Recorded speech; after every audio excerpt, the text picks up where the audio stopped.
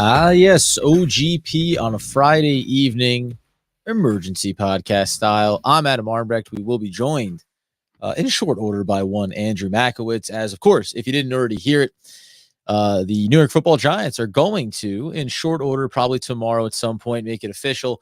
It will be Brian Daboll, the former now offensive coordinator for the Buffalo Bills, being hired in as the next head coach for the New York Football Giants. This is, listen, you don't want to say it's not too surprising. He was the front runner in the first round of interviews. He was the front runner in the second round of interviews.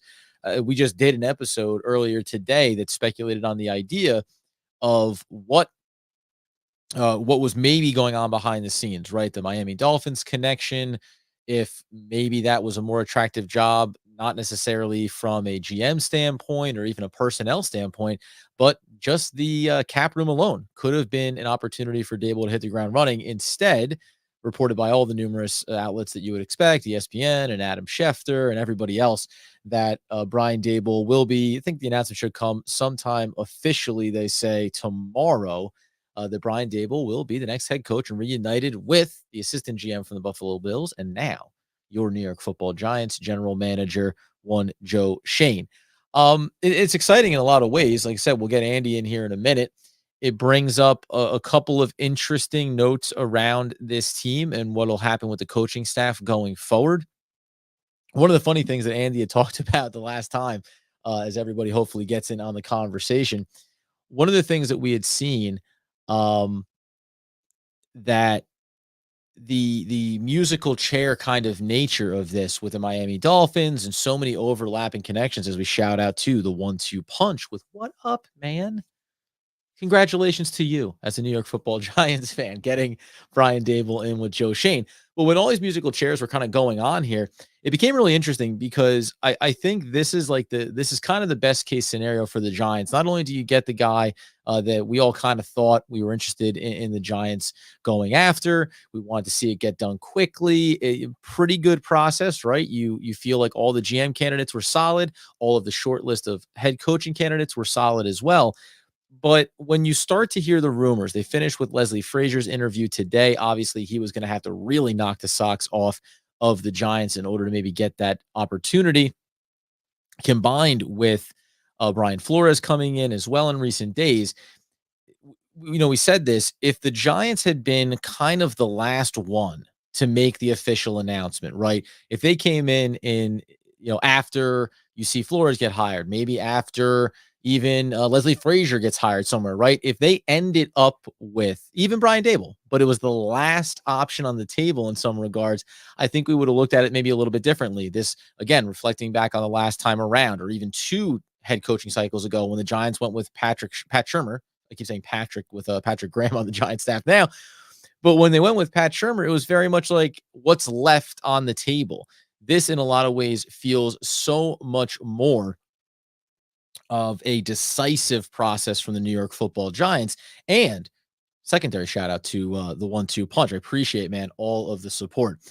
The Giants, it seems like once you hire Joe Schoen as the general manager, the next step there was then to say, we want our process to be extensive, right? And you've heard John Mara talk about that. We want to make sure that we really go through and vet at all of the coaching opportunities we're going to have here. And there was an entire spectrum of really good candidates, right? Just finished talking about how Brian Flores, even though let go by the Miami Dolphins, you still looked at it and said, man, got them into winning ways. There's some turnover, some interesting things maybe behind the scenes. And you wonder how Flores explained that in the interview process with the Giants. But ultimately, you didn't want to overlook anyone. And this kind of seems like, hey, if you tell us, Joe Schoen, that Brian Daboll is your guy, all we're asking is that you go through the process, bring in Leslie Frazier out of a sign of respect as well, and probably as a legitimate candidate too, but bring everybody else in. We like Dan Quinn. We've heard good things. Bring him in, right? We have connections or thoughts around a Brian Flores. Bring him in. We like the defensive coordinator from Cincinnati who was here underneath the previous regime. Bring him in. Ultimately, you can shut down all other candidates and go with your guy so long as we feel like you're coming at it with that open mind of, hey, someone could blow me away, right? And everything you got from Joe Schoen in his introductory press conference suggests that as well. that he wanted it to be a thoughtful process. We talk about the collaborative element of it. Some fans saying, has anything really changed with John Mara and with Steve Tisch and the entire process they're working? You have to trust that it did, because it just feels like if you were Joe Schoen and you got this job, you have connections to Brian Daboll, not just from Buffalo, but also from Miami. You can have that long-standing relationship where it feels like you've seen the growth and development of one another. Well, you got to remember too, this is a two-way street. Daboll wants to go to a spot where he feels like he's going to have every opportunity to be successful, because as we know, when you fail as a head coach, you sometimes don't come back around for another opportunity, right? There's a laundry list of head coaches in the NFL that just do not get a second bite of that apple, and sometimes have to spend years rebuilding their value, not as a coordinator, but in the eyes of the league and GMs, that yes, I can get back at the helm of an organization as the head coach and put together a winning staff and really be someone that you can trust. And we've seen this time and time again. Now, I mentioned there Pat Shurmur in that previous cycle. We went back and said, Pat Shurmur is not a bad offensive coordinator. He's not a bad guy to have working with your QBs, but he's a guy that you want as your head coach. Looks like not. Joe Judge, for all of his blustering and the the recency bias we're going to place on that and all the dysfunction that we saw over the last couple of years. But is he a great special teams coordinator? Can he be a really good assistant coach and involved in different aspects of an organization? Seems like it. But can he be a head coach?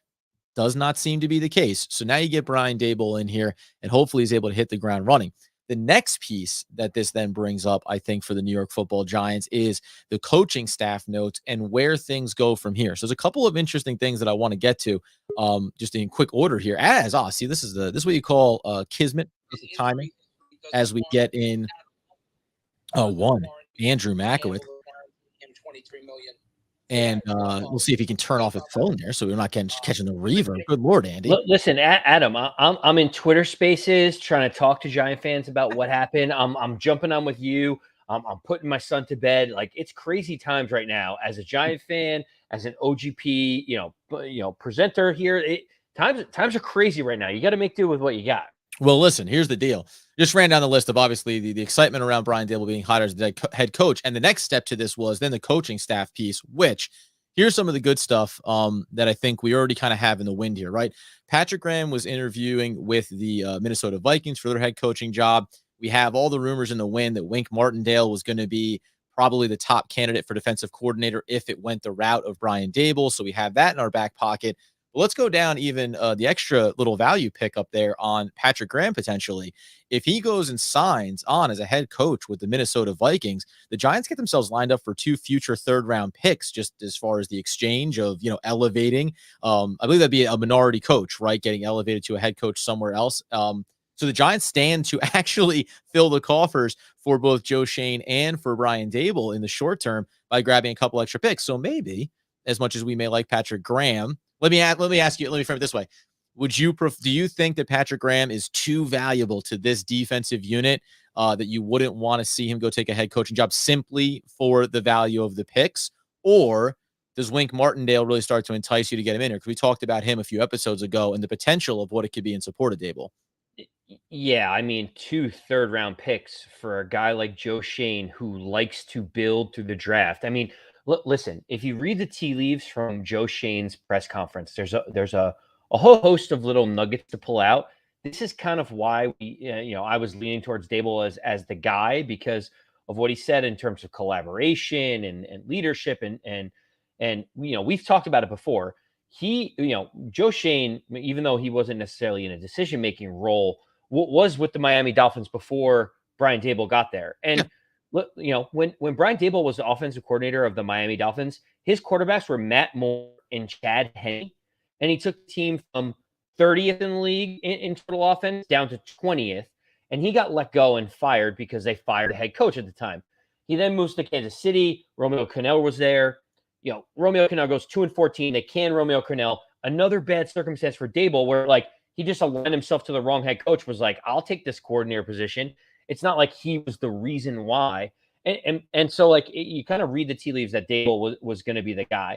When you talk about Patrick Graham in this whole thing, I like Patrick Graham a lot. The players really like him. He resonates. You hear all the players excited about the potential of having Patrick Graham back in their exit interviews.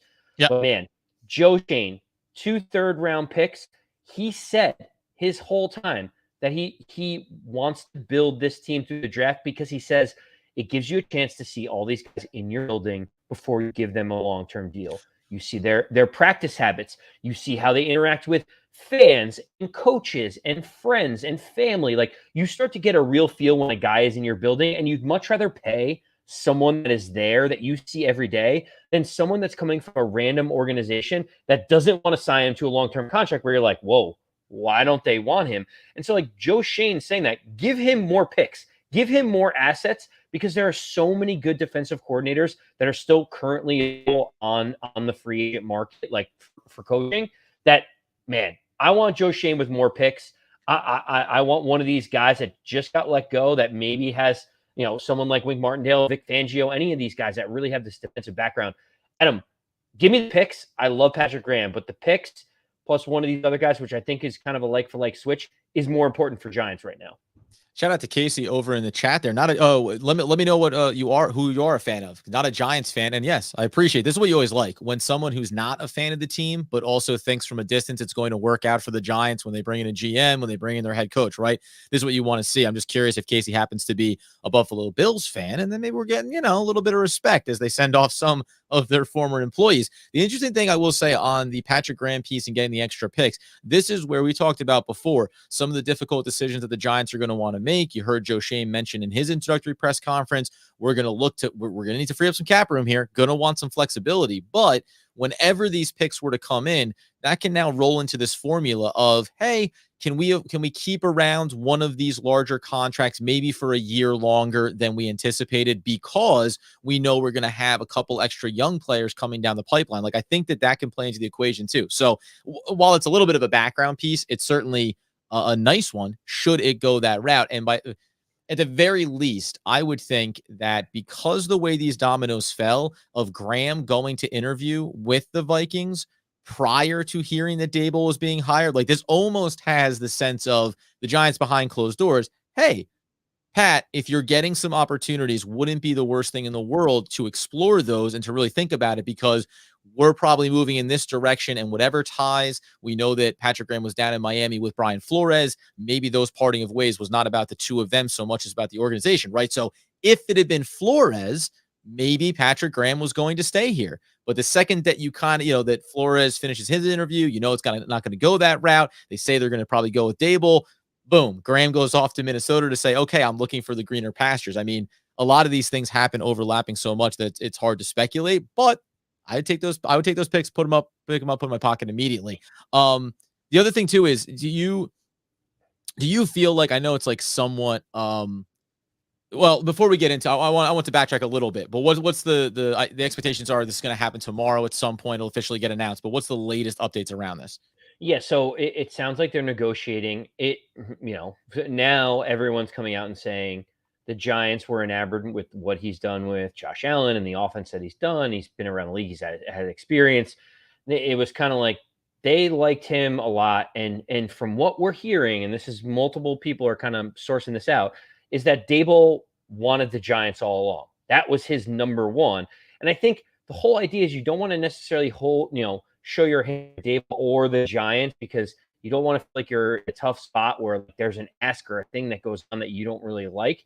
I think they're looking to iron out the finer details tonight, whether it's the actual contract itself, whether it's some of the coordinator things and who we can pay and how much money and things like that. Because Adam, the other thing I was going to say to you is, we talked about the offensive coordinator position, and if Daboll is the guy, that is, people say, oh, defensive coordinator is most important at that point. Well, Daboll having a guy that he trusts, like overseeing his offense day to day, is important.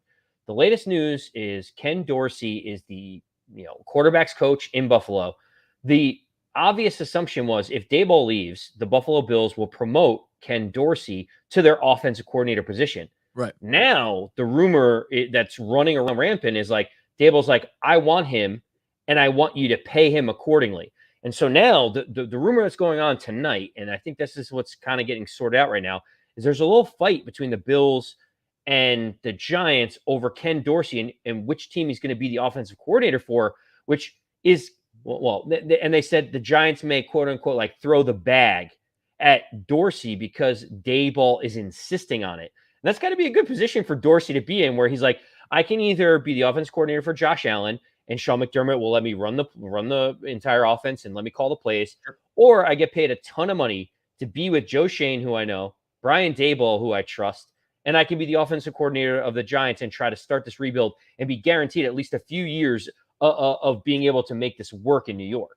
Well, I think what you would like about too, like, so I mean, first of all, that's great. And second, so here's the things I said at the top that the Giants, from this perspective, it seems like you hire Joe Schoen and essentially you just say, go through the coaching hiring process, right? You have Brian Daboll at the top of your list. Just go through the process. If nobody else, be open-minded about it.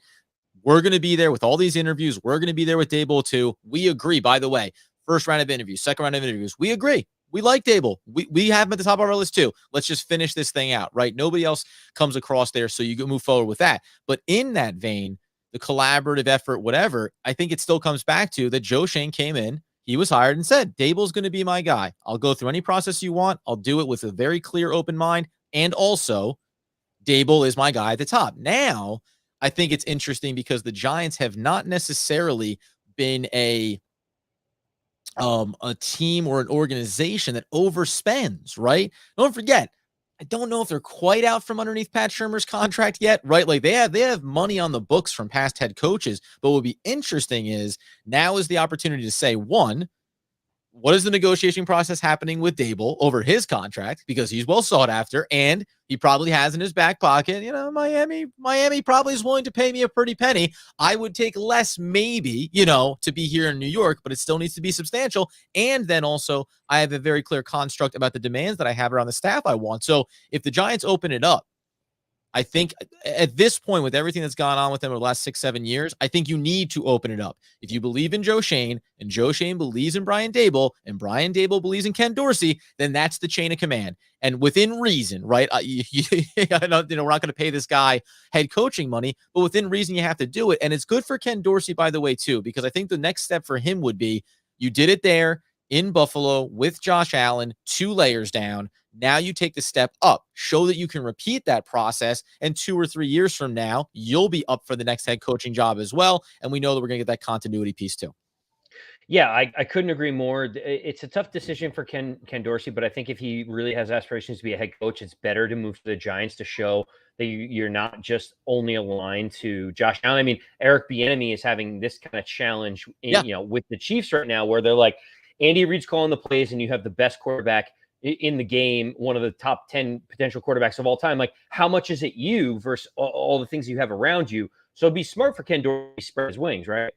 And same thing we said about Wink Martindale, right? Maybe at this point, if you haven't been able to get over that hump on head coaching opportunities, we know that maybe Baltimore's looking to move on as well, but now's an opportunity. Go somewhere, show you can repeat the defensive process potentially, Giants or elsewhere, wherever it may be, and then all of a sudden it elevates you a little bit higher. On the coaching candidates that were down to it in the last effectively 3, I guess we would say, with Leslie Frazier closing out today, Daboll, and then Flores. What's the latest on Flores and where he's going to end up? So, what a few different beat writers and other people are also talking about with Flores is he came into the interviews and he impressed, but when they talked about the offensive side of the ball, I think he answered a lot of the questions they had about like what happened in Miami. But when they talked about like what do you want to do on offense, he basically said like I'm very open to suggestions of who you might want as the offense coordinator. If Joe Schoen has a vision on how he wants this offense to run, I'm open to the idea of that. And I Very think, flexible, very oh, pliable. yeah, I'm very flexible. And guess what? You know what? I think a few years ago, the Giants organization would have lapped that up and been like, we get to tell this head coach who they should have running the offense. Like, this is You've got amazing, right? tons of guys we'd like to run our offense. Right. And so what I think is actually really nice about this process is when I heard that, I actually kind of cringed a little bit. Like, there's Of one course. thing to be able to say collaboration. There's another thing to say, like, I am open to whomever you want. And the reason why that's concerning specifically around Flores is because there was 4 offensive coordinators in 3 years Yeah. in Miami. They clearly never really figured it out. So like he has to be open because he's like, I don't really know what I should be doing here. Why don't you pick the guy and I can work with him? It's like, if someone else has a clear vision on how they want this to work, it might be, for the newly revamped front office of the Giants, they're like, have a direction. We don't want to meddle as much. You tell us what you think you need because you are the smart football people. It's the classic Seinfeld Kramer line, right? Why don't you just tell me the head coach you want to run your organization? And I think that's what we talked about, right? When I said, hey, listen, Brian Flores could very easily be taking over the front runner opportunity for this position over the interview process, right? But I also said very clearly, if he can explain what the F was going on down in Miami, and if by all accounts, he came in and basically said, yeah, kind of the reason why we had so many offensive coordinators, because I didn't really have much of a take on that. And it was just, hey, somebody come in and do something effective. And for whatever you thought about Tua coming into his NFL career, we all know, right? When you rotate over offensive coordinators, offensive systems, it wreaks havoc on a young quarterback. We heard John Mara speak to that around Daniel Jones and basically saying, like, listen, we've done everything we can to screw this kid up. Now we're hoping that this is an opportunity to maybe get a level footing underneath him. So that to me is just a part of the process of saying, Brian Flores, you're probably best suited to look around the league for a defensive coordinator position, try to rebuild your value and go from there. And maybe short of this opportunity with the Giants, local guy from Brooklyn, he could have been staring down very few options as far as what was on the table for him. You can make the argument he would have been better off maybe if he could have got his foot in with Chicago or something, who ended up inexplicably going with the defensive coach again. Maybe he could have an Unbelievable. opportunity there. But ultimately, as we circle back to Giants zeroing in contract, Brian Daboll getting announced tomorrow, was there some key points that ultimately pushed him over the line? And I'll be curious to see if Daniel Jones and the intentions going forward here, at least in the short term, played a role in that. Yeah, so I don't have this sourced, but it's my firm belief in reading the tea leaves on how this entire head coaching situation went. Love the tea leaves. The tea leaves are very simple. Brian Daboll was the only offensive mind that was interviewed through this entire process for head coach. We had Patrick Graham. We talked about Leslie Frazier, Brian Flores, Dan Quinn. These are all defensive minds. And I think what it comes down to is Joe Schoen simply said this: if I'm going to go with an offensive mind, it is going to be Brian Daboll because I've seen him in two different places. I've worked with him and I've seen massive success with him at the helm. I see Sean McDermott as a defensive-minded coach in Buffalo. It works with a defensive-minded coach. So if I'm going to pick an offensive-minded guy, it's Brian Daboll. If it's not going to be an offensive guy, I have these other guys lined up. It's why he reached out, a couple days before he got the Giants job to Brian Flores to be like, hey, I'm interested, because I know it worked in Buffalo. If we do it this way, I want the smartest defensive guy, but I already know if I'm going offense, it's this guy I've been with for the last few years. Any chance do you think that if for some reason Brian Daboll didn't work out, the incoming maybe defensive-minded coach, that Joe Schoen would have tried to push for Ken Dorsey to come as the offensive coordinator, right? Like, it's almost to your roadmap of saying, like, I know that we can succeed with this guy and we can figure out the other components. And if for some reason Daboll chose Miami, right, or went somewhere else, you'd go, I also know another guy that ran this, that was helping us to run this system, and you'd want to tap into that. I mean, speculative at best here, but it does feel like, to your point, it's actually a really good one, because we know we had fans come on in the last couple episodes and say the turnover process when you go from coordinators that you're going to hire Ken Dorsey. Well, what happens if in 1 year he gets hired out from underneath the Giants for a head coaching job? Guess what? It's still going to be Brian Daboll's system. So the next coordinator is going to run Brian Daboll's offensive system. While defense is obviously crucial, you want to have systems in place. You do feel like you can turn that over with a little bit more regularity and keep the consistency for your either current or future quarterback. So over the next 4, 5, 6, 10, listen, however many years, right? Hopefully this is in place for a long time. We're always going to have either the same system or the same vision from the top down. Yeah, you're exactly right, and that's where my mind went on all this. And it's the reason why I wanted Daboll over Brian Flores or others. We talked about this on our last couple shows. I want the visionary offensive mind at the top of the snake when we talk about the Giants head coach. Do you view him in the same vein as the offensive gurus around the NFL? Or do you know what I mean? And I don't mean this isn't a negative slant on him. I don't know if I look at him as being a great innovator of the offensive side of the football, but I do think that he's showcased the ability to maximize the value and to take an asset like Josh Allen and say, I can mold not only the offense, but I can mold this quarterback with his skill set into a successful borderline now top five, right? Top, whoever you want to put him in the league, right? We know where Josh Allen started his NFL career. Couldn't complete 50% of his passes, right? Don't know if he's going to be able to be successful. Fast forward a few years, and he's nothing short of a defensive blunder away from going to the AFC Championship game. So do you look at him as an innovator or more, and I mean this as a compliment, as a guy who knows how to maximize value out of what he has available to him? Well, I think that's a tough question, but my answer is I think he's more than that. And the reason why I do think he's more than that is because he's taken very limited quarterback play and Mhm. made it better than what it was. Like, if you look at all the like people are like, oh, he's been an offense coordinator at a bunch of places. It's like he had Matt Castle in Kansas City, right? Like he had Matt Moore and Chad Henne in Miami. Like he had the whole host of Elite. 27 different Cleveland Brown quarterbacks when he was there. Like they haven't really given him anything to work with. And even in Miami with two backup quarterbacks, he went from 30th to 20th, right? Like, so he showed progression that even with the same dudes that did nothing the year before it, he made them, 30%, 40% better and got more out of them than what he did. But to your point, he then, clearly they love his mind. He goes to Alabama. He has Jalen Hurts and Tua Tagovailoa, and he wins national championships, and the offense looks amazing. He then goes to Buffalo. Josh Allen had a little bit of a shaky year, couldn't get his completion percentage up. All of a sudden, Daboll comes in. You can credit Josh Allen with his own personal progression, but you got to give Brian Daboll some credit for turning that around. So anytime he's had a more than capable starter, he has shown that he has the ability to take an offense to the next level. All right, let's get out of here on this then. They'll come in, they'll make it official tomorrow over the weekend. We'll hear about some of the offense coordinators. The last piece is Daniel Jones, the quarterback spot. Are we a year away from the Giants pursuing Tua on the open market to bring him in with the connections to Brian Daboll?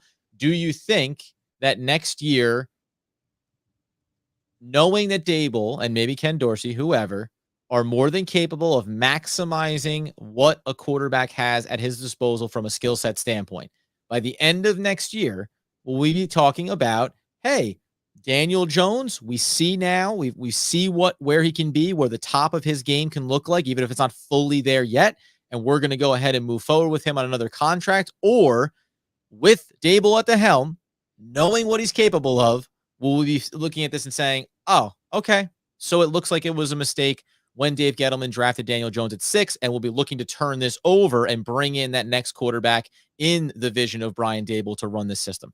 It would be absolutely insane for the Giants to trade for someone like Tua, and that is the antithesis of what Joe Schoen keeps talking about in Listen, his press conferences. open market, buddy, open No, market. no, no, no, no. I'm not saying it's a bad question because clearly Brian Daboll is choosing between the two. He has experience with Tua. He won a national title. Like he clearly has found a way to unleash his skill set.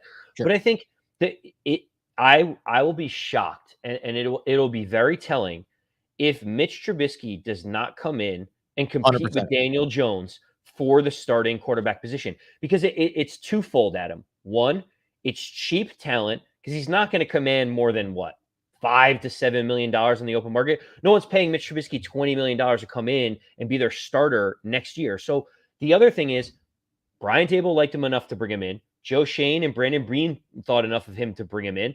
And apparently he was great. Like they all loved what he did.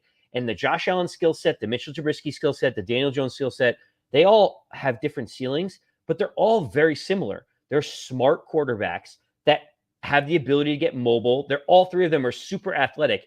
It would be the perfect situation for Joe Schoen to say, we like to develop our talent. We like to see what's in our building every day. It just so happens that Mitch Trubisky was in the Buffalo building, but he did see him every day. And so if we could bring in a quarterback for $5 million to compete with Daniel Jones, and our total quarterback room costs $15 million while we try to develop the rest of the roster and see if either of them flourishes under Daboll's new system, that to me is a win for the Giants next year.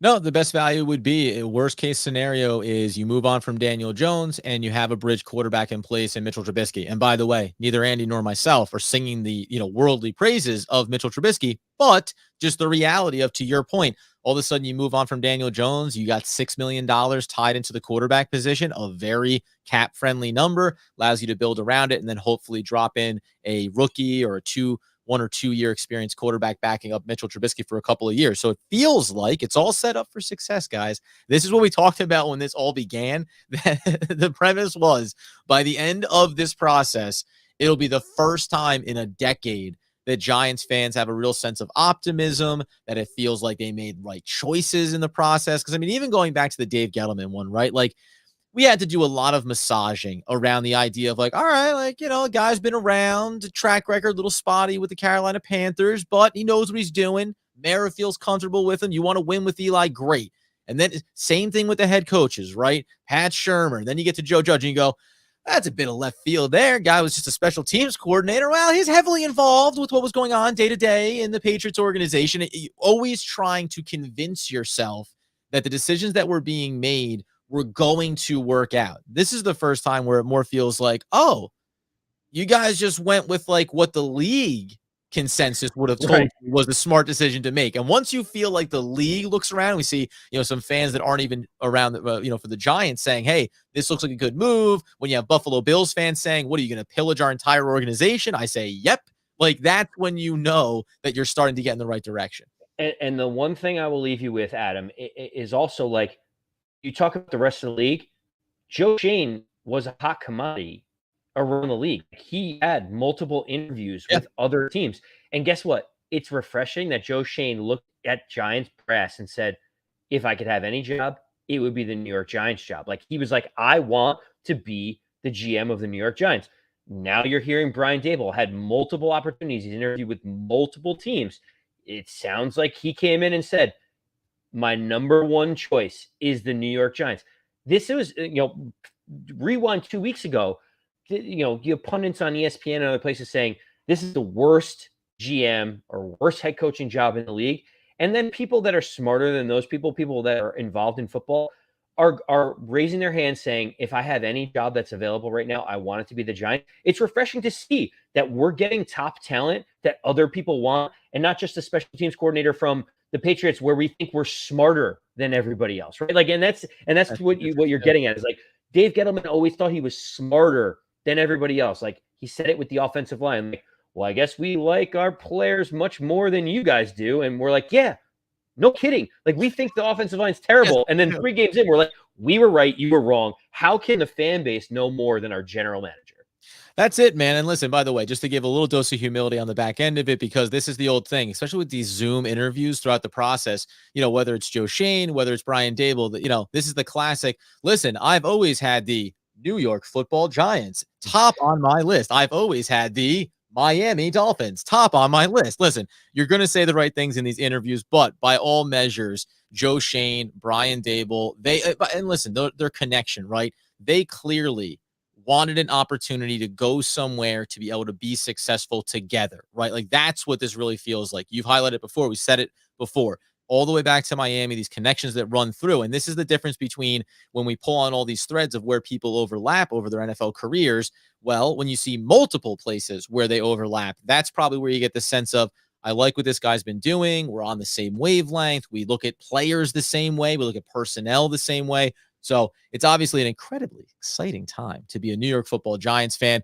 We'll be back in again. We've got the obviously the football action going on over the course of this weekend. We'll come back in on Monday, maybe even sooner. Who knows? Depending on the news that comes out, we'll start to get some information around if Ken Dorsey's going to be achievable, if the New York Football Giants open up the wallet and say, yes, this is where we plant all of our cornerstones to success for the next 10 to 15 years.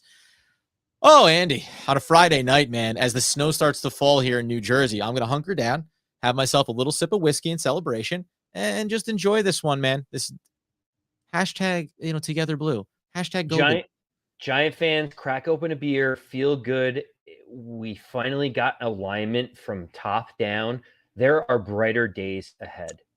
And as Andy Makowitz, co-host of the OGP One Giant podcast, which you can follow on social media and right here on YouTube and all the places to get your podcast needs fulfilled, would want, need, and tonight, more than ever, demand the people know.